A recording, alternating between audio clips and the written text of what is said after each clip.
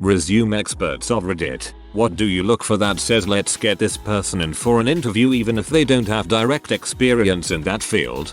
If you're applying for an entry-level game design position, we don't care where you went to school, and we probably don't care what you're doing now. But if you are either A, completing mediocre at worst games in your spare time, or B, one of the best in the world at a game someone on the team has played, we'll at least call you for a chat. Put some of your own coding examples up on GitHub and list the URL on the resume. This goes for all coding jobs. I'm quite often left with 10 equal resumes, and the differentiator is usually the ones who have bothered to show me sample code. If everything on their resume has a time frame over a year, it shows some sort of commitment. Cool things like hot dog eating champion don't hurt chances either. Here's an example for people who do CAD, but can be applied for most skills. Bad version. CAD skills, SolidWorks. Good version. CAD skills, solid modeling, assemblies, and drafting prints for fabrication using SolidWorks. The reasoning why one is better than the other. One tells me nothing about what you can do with SolidWorks, and everyone in the industry has at least heard of it, so throwing it on your resume means next to nothing. But saying specifically what you can do is much better. Thank you for this. You cannot just list software you've used, be it Fluent, Pro, or AutoCAD. In conjunction with that, if you are applying for a job that requires you to work in an office, Microsoft Word, Excel, and PowerPoint are not skills.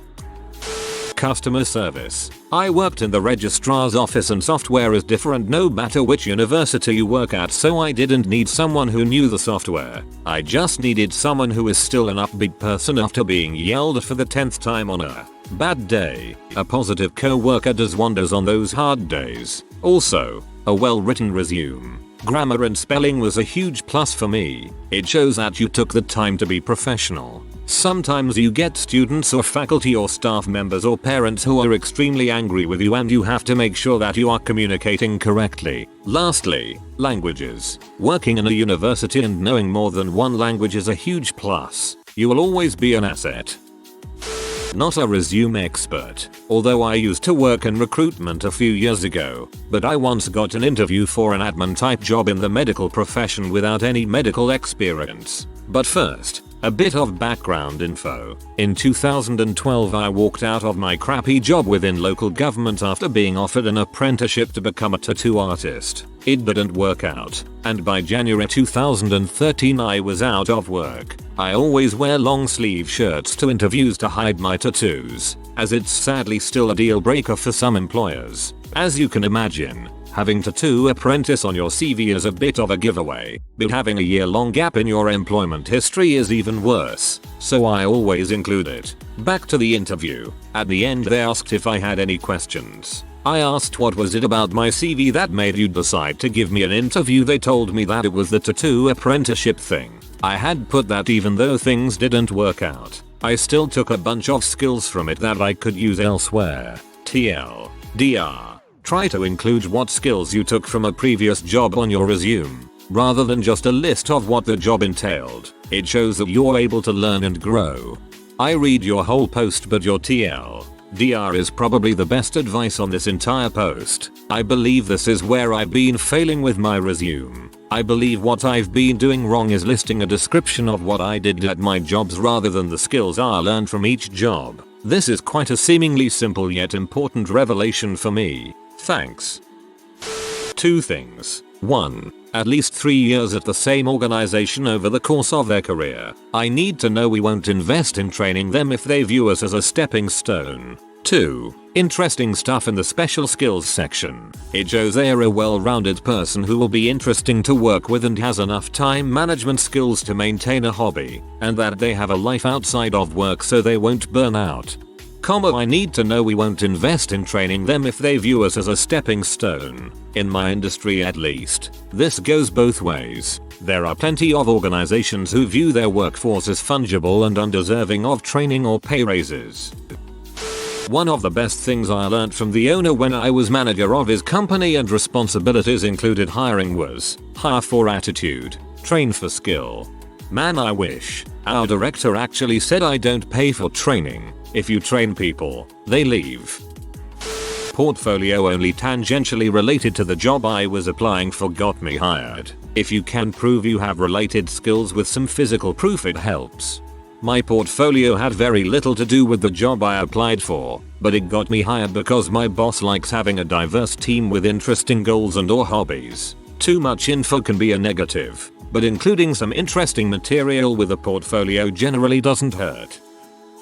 Well, I work in the service industry, so my bar may be pretty low, but I barely read a resume. As long as it's legible, I'm good. I base my decision wholly off the interview. Show up on time, look presentable, be able to hold a conversation, and don't freeze at the questions, and we're all good. For the love of God, just don't say no when asked, "Can you give an example of question?" If you can't think of anything, say so. A one-word answer is only acceptable when asking about drug use and a felonious past. Any mixture of high GPA, participation in student societies, and examples of technical competence. That's the triple threat. Don't have that? It's never too late to acquire skills and assets to make yourself look boss. As far as what to include on a resume without actually bettering yourself as a person, many people completely undervalue the interest section of your resume, especially as a young person or graduate. My wife and I got our first jobs out of uni with interviews where we talked about trumpet and scuba, respectively, for 20 minutes. For me, it eased the tension, made me relatable, gave me more face time and opportunity to explain what kind of person I am. Don't forget our community at Our Resumes either, where you can post your resume or CV and get it critiqued by pros and people like me who think they're pros. I don't use tracking systems. I don't use databases or word finding software. I actually hold the page in my hand and read resumes. I look at formatting. I look for obvious lies. I look to see how long it took a person to get from a high school education to a job where they were comfortable. If it's for a job that doesn't need a degree, if education is necessary, I will check HS grad year to when they were out of school, and if the timelines don't add up, I'll ask. I don't go into an interview process with a person wanting them on their heels right away, but I will have answers ready from your resume where I'm looking for you to answer honestly and with confidence. I really don't care if you were laid off sick having kids, but I will look to see if you are going to brush that time off as embarrassment or own it and just move on. A lot of what I have done for hiring in the past have been for two reasons. One, for when a company is opening a new branch and they need an initial group of employees to get a shop up and running, so I hire everything from admin to sales. I also work with companies that are bleeding money for whatever reason and help them get people in positions where they will help the company stop the bleeding money bit. It is just me, but I don't give a crap if you say team member instead of employees or if you are using corporate lingo. What I want to see is how much you have accomplished in time frames. I can look at your resume and see that in 3 years you went from junior sales at a crappy franchise to a lead sales position in a multinational. It will say a whole lot more to me than the next guy that was stuck at some mid-level position for a decade, because to me it shows that you're driven and do not want to stay at a certain level in your career. So after reading some of the other people that answered here, take from what I wrote with a grain of sand, I guess. I hire for fairly energetic industrial companies, oil and gas, forestry, manufacturing, mining, trades, so we might be looking at this in different ways. Side note, don't be afraid of just putting your everything into a resume for a job that you really want but may not meet the credentials. Never know if it's someone like myself reading it with a goal of finding trainable passion and not HR guidelines.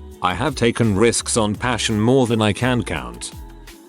I've gotten flown in for an interview at a major company in my field due to a totally unrelated business I started. The job was a writing position, but they loved my business sense. Initiative and business sense are most important in all fields, since you're not going to get hired unless the company thinks they will make money by hiring you.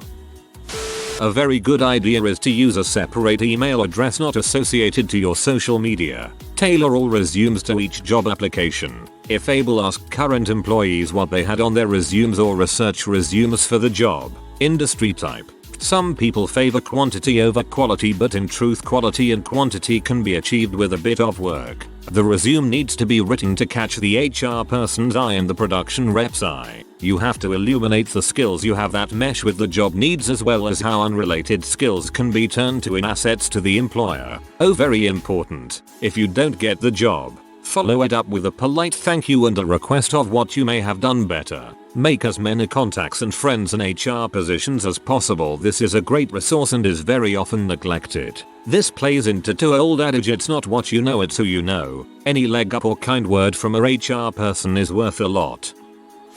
If you apply automatically from LinkedIn, I'd imagine attractive white people have a shot. Source: I'm an attractive white person who's gotten calls for jobs I'm nowhere near qualified for. How do I deal with a very relevant job experience that was for a small business that no longer exists? I worked for them 10 plus years before my current job.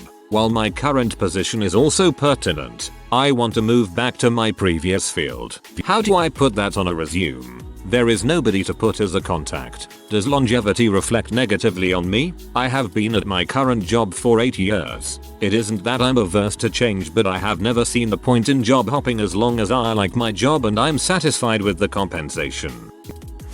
I want to see the resume looking very organized. Even if they've been working at Walmart, I want to see it explained clearly. I want to be able to find information I'm looking for easily. When I was in college, I was taught that my resume should never under any circumstances be more than 1 page long, and it's at 4 pages now, about to be 5. I like if someone else isn't afraid to break the rules and have a bit longer resume.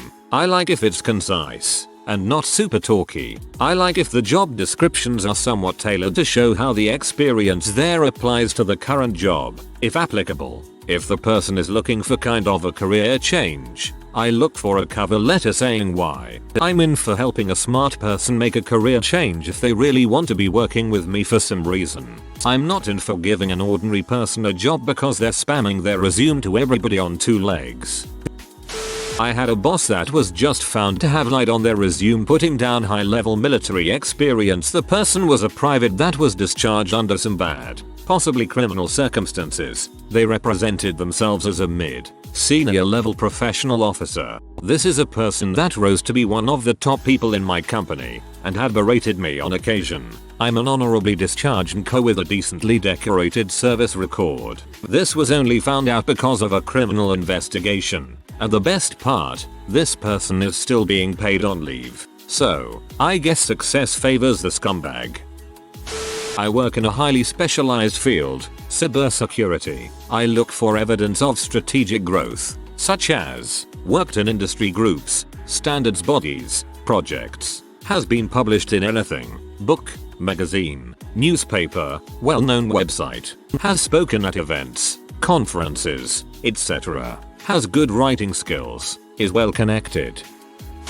Back when I was doing job interviews for programmers, people who had an interest in arcane and off-the-track programming languages would immediately pique my interest. If someone is interested in Haskell or Erlang, chances are they have invested time in getting around the flaws of the more standard languages, have good abstraction abilities and are a bit more creative. You've always got to throw a sidelong question during the interview to make sure they actually know what they're talking about, though. For example, in the middle of a string of data structures questions, ask really quickly what a monad is, or how the zip operation works in functional programming, or something. Add something that shows your personality. Going through 200 odd resumes can be really boring, and occasionally that flash of personality can really help you to stand out. We had one candidate who attached a Polaroid of herself dressed as Supergirl to her resume. It was a nice change to the generic applications we had been trudging through. IT hiring manager here. I want to see some evidence of advancement. If I have 2 guys, one who got promoted 3 times in the retail industry and passed the MCSA on their own, versus one who stayed as a junior sysadmin for 5 years with no promotion, I'm more interested in the candidate with a proven history of advancement. Is junior sysadmin a real job? Because every single opening I can ever find is for senior admins. The applicant doesn't list all their high school achievements over the course of 2-3 pages, what their GPA is, clubs they're part of, etc. The resume and cover letter should be crisp, clean, and to the point. It's funny how this is directly contradictory to some others. It really goes to show how every single posting should be approached differently. People should be way more specific about what their area of expertise is. Does anyone have any specific tips for healthcare roles? Allied health in particular? I have applied for so many jobs in the past year and have had one interview from it. I got the job, but it's 3 hours a week, so I can't really get excited. Make sure it has the basics. I was sent a spec CV by a doctor wanting to be on our list as a specialist. His CV was 34 pages and included his kids' scout badges, but failed to mention anywhere what his specialty was. What I have learned from every time a resume thread comes up is that literally any and everything can get your resume thrown out or read. There is no silver bullet because there is no universal standard. You have to meet the criteria of HR people, the job listing, and have no better competitors. So get really good at what the job listing calls for, make friends with the HR people, and hope there isn't 1,000 other people doing the same. Good work history. If you have had more jobs in 10 years than most people have in a lifetime, you're probably not getting a call back. If it's written in the first person I'm seeking a position in, then that has a desperation tone to it. Like the person is sweating over the typewriter trying to get that next job. If it's written in the third person engineering leader and seasoned manager, even though I know the person wrote it themselves, it still tricks my brain and I read it more like a news article about this person. It makes them seem important, not desperate. Any resume that doesn't impart confidence in me that the candidate has a comprehensive command of the English language and can structure a coherent and well-formed sentence goes straight in the bin. It's not so much the errors themselves, it's the fact you couldn't spend a whole 10 seconds running a spell check. That just screams laziness, ineptitude, and no pride in your work, which aren't flattering attributes. So a lack of basic spelling errors is the first step, before I even review any of their skills, background, etc. Getting that right is the first green tick against your name. A phone call. I am surprised this hasn't been mentioned yet, that I can see. I have been in positions where I have to sift through 100+ job applications, and the people who call to introduce themselves immediately get about a 10x success factor, because while they are on the phone I pull their resume out of the pile and read it properly, and also because making the call shows initiative. Turning up in person to introduce yourself can sometimes be good as well, but there's a risk that it's too forward. Not everyone will like that. The best approach I can recommend is to call the person hiring a week or so before applications are due. Introduce yourself and ask them how exactly they would like you to format your application. If there's anything in particular they are looking for in the perfect applicant, or ask to get a bit more information about the job. Even if you're not 100% qualified, this is how to boost your chances of an interview. Call the right person and say, "This position sounds really exciting, but I only have 4/5 of the requirements that you've listed. I definitely think I could learn the other 1/5 though, so I just wanted to introduce myself and let you know I'm really serious about this." Your chances of getting an interview will skyrocket. If you're not sure who the right person to call is, call reception and ask, "Hi, there's a job posted at the moment for this position. I'm really excited about applying, but I just have 1 or 2 questions about how to improve my application. Who's the best person to speak to about that?" Note, I am in Australia, but I assume this would work just as well in the US and UK at least. Most jobs these days have a big fat no phone calls line listed right on the job summary. Job experience is always an asset because it means that there will be less training of that person, therefore making it an easier hire. That being said, in the case where someone does not have any experience, what I would be looking for is their ability to grasp the concept quickly. I would look at their resume for proof of academic achievement. A steady resume history, not too much jumping around, suggests they are seriously interested. I would look for relatable experience. X has worked in an office environment in the past if applying for a different office position, etc. And of course the basics of including a personalized cover letter, no spelling errors, professional email address and reputable references, previous employers or teachers not your friends, submitted with the resume not just upon request. Also, using a graphic designer to put together your resume can help make yours stand out from the rest, getting you an interview based on your effort. Best of luck. I saw a resume for an entry-level position where the person had several different types of professional internships. They also had various certifications and classes they were currently taking to gain new ones. That obvious hunger to improve oneself had me excited to bring them in. They might not have exactly what I'm looking for, but that excitement and self-improvement would probably result in a quick learner I could mold into what I needed. And I was right. One of the best hires I've had in years. If anyone in the Cleveland area is looking for someone with extensive background in customer service, most recently in pharmacy, I'm in desperate need of a job. Please contact me. I remember being told once that if you are applying for somewhere with a Yelp page or some kind of review site for customer service, read their bad ones. Include points that show how your skills would help to fix current issues they are having. Managers read the reviews and know what problems exist, and you can be the one to fix them. That seems like a really good, clever idea. We used to literally throw stapled printed up resumes in the air and call up any that landed in a small taped off circle on the floor because the boss was only interested in hiring lucky people.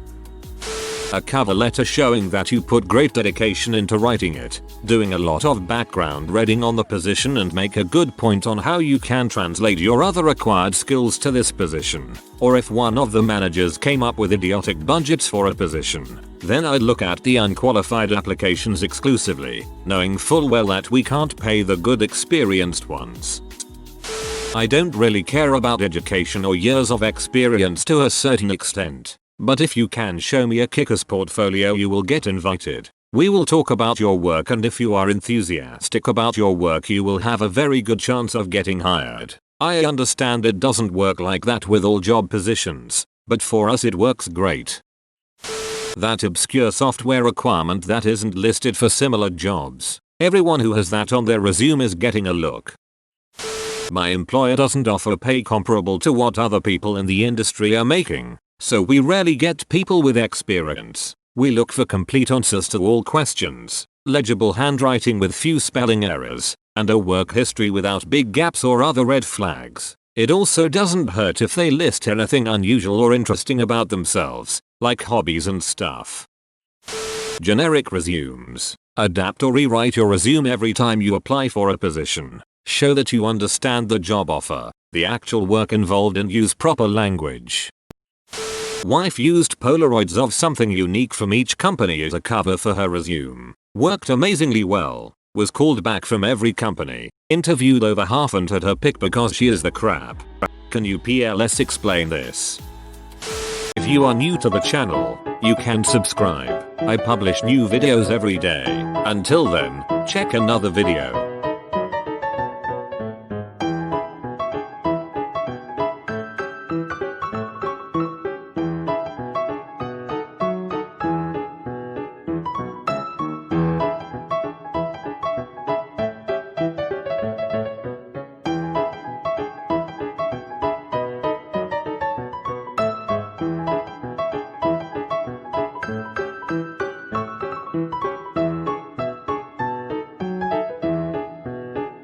Bye for now.